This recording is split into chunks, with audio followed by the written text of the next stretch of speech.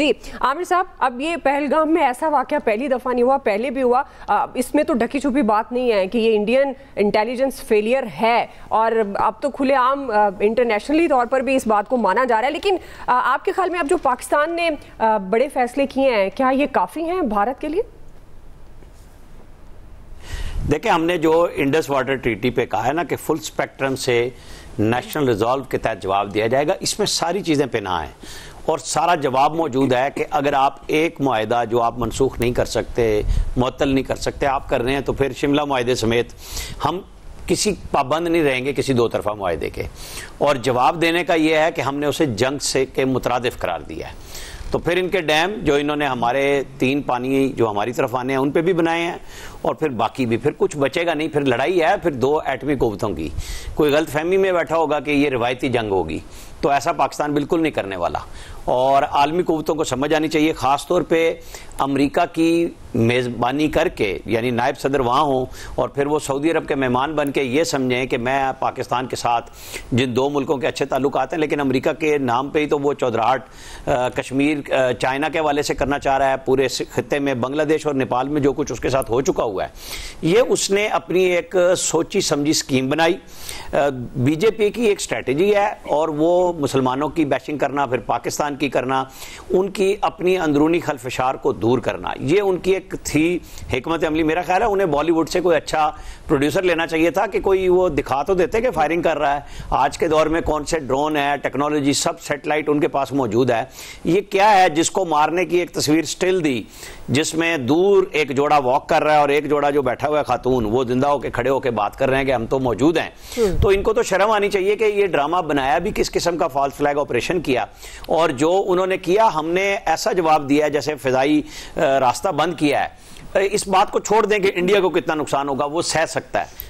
معیشت پاکستان کی داؤ پہ لگتی ہے اس قسم کی لڑائی میں، یہ بات انڈیا کو پتا ہے، اور وہ ہمیں پریشر میں ڈال رہے تھے. لیکن ہماری نیشنل سیکیورٹی کمیٹی نے جو آج فیصلہ دیا وہ قوم کی امنگوں کے مطابق دیا.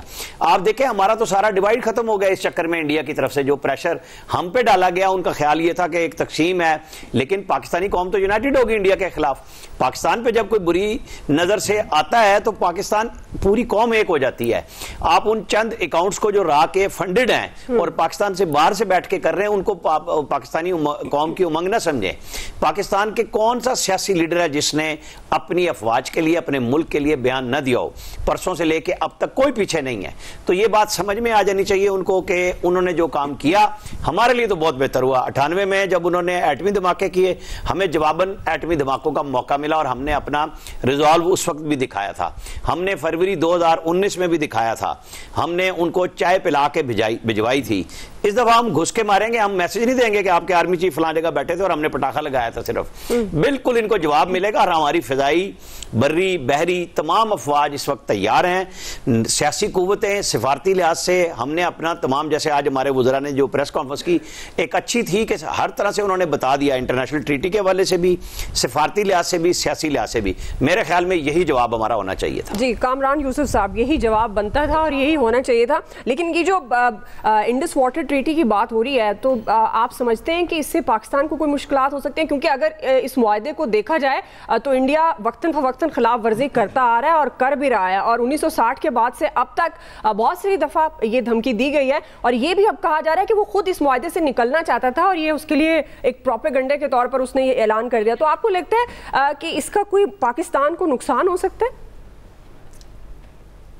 دیکھیں، پاکستان کے نقصان کی جہاں تک بات ہے، 2 طرح کے ہیں، ایک شارٹ ٹرم، ایک لانگ ٹرم. جو امیجیٹلی اگر تو ابھی انہوں نے معطل کیا، اور اگر فرض کریں کہ وہ اس معاہدے سے وڈرا کر جاتے ہیں، تو پھر لانگ ٹرم ظاہر ہے کہ ایک امیجیٹلی آپ دریاؤں کا پانی اس کو ڈائیورٹ کرنا اتنا آسان نہیں ہوتا، سالوں لگتے ہیں اس کے لیے، ان کو ڈیمز بنانا ہوگا، ایک ٹائم لگے گا. تو ان دا لانگ رن ہمیں پھر نقصان ہوگا، پاکستان میں قید سالی آ سکتی ہے.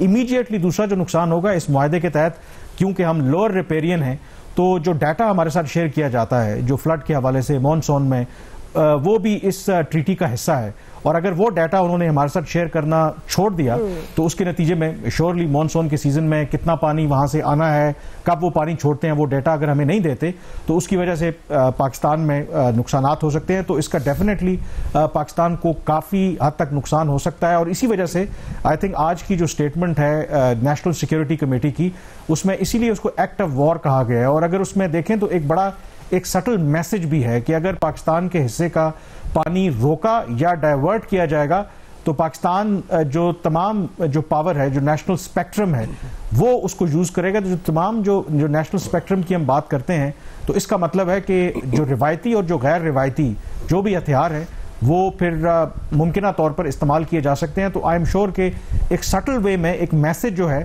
وہ نہ صرف بھارت کو بلکہ انٹرنیشنل کمیونٹی کو بھی دیا گیا ہے کہ پاکستان کا جو پانی روکنا ہے وہ ایک ریڈ لائن ہوگی، اور اگر ریڈ لائن کراس ہوگی تو پھر پاکستان تمام جو ممکنہ اقدامات ہیں وہ کرے گا.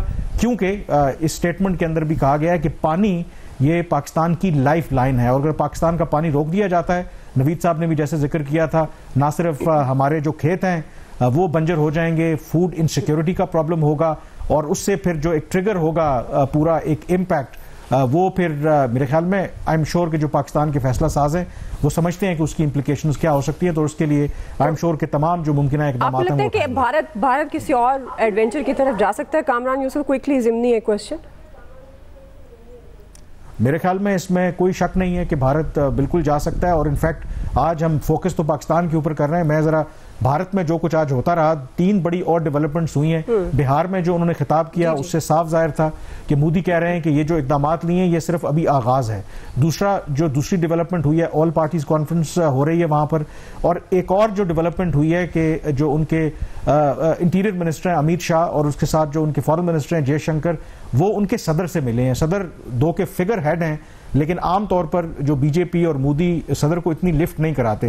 جو میری معلومات ہیں، جو میری اطلاع ہے کہ وہ تمام وہ حجت پوری کر رہے ہیں کسی بڑے ایکشن سے پہلے. تو میرے خیال میں پاکستان کو الرٹ رہنے کی ضرورت ہے کہ جو بی جے پی کی گورنمنٹ ہے، مودی سرکار ہے، ڈیفینیٹلی کوئی ایڈونچر وہ لازمی کریں گے. جی خالد قیوم صاحب، اگر ایڈونچر ہوتا ہے جس طرح پہلے پہل کی اور 5 اعلانات انہوں نے کر دیے، اور جس کے بعد پاکستان نے بھی بڑے فیصلے کیے، تو اگر اس قسم جو ابھی ذکر بھی کر رہے ہیں کامران یوسف صاحب، جو مودی نے بہار میں ایک ریلی سے خطاب کرتے ہوئے بہت ساری ایسی باتیں کی، تو آپ کو لگتا ہے کہ کوئی یہ ایکشن کی اس کا کوئی ایڈونچر کرنے کی صورت میں پاکستان الرٹ ہے؟ دیکھیے، میں سمجھتا ہوں کہ سب سے بڑا جو حملہ تھا وہ بھارتی حکومت نے جو سندھ طاس معاہدہ ہے اس کو معطل کر کے پاکستان کی معیشت پر اور پاکستان کی زراعت پر حملہ کر دیا ہے.